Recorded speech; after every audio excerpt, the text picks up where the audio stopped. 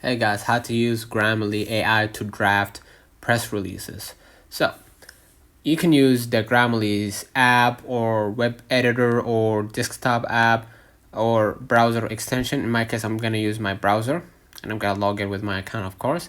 And now, as you can see right here, I've pasted the this press release, for example, right?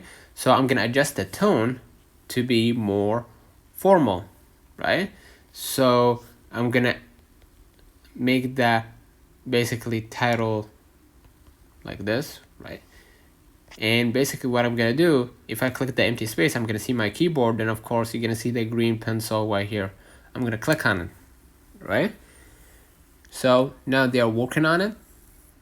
And as you can see right here, I can hit continue, right? I'm gonna make sure that I highlighted the full text. And you're gonna see right here, casual, neutral, or formal, right? You can go ahead and click the formal right here, and you can swipe right or swipe left, okay, to make it more detailed, sound casual, or make it persuasive, or sound formal, right? So I'm gonna click sound formal, right? If there is any other options, go ahead and to help you, with your press release. I'm gonna sound formal. I'm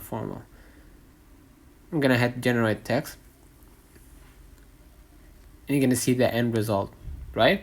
You can go ahead and hit insert right here. It says right here, we copied your text, and as you can see right here, they now changed the text to be more formal. If you want to edit it, you can click the green pencil again, right? Hit continue, the same process, and the formal section, make sure that you click that one, and you're gonna try to write the expert for an expert audience or general audience.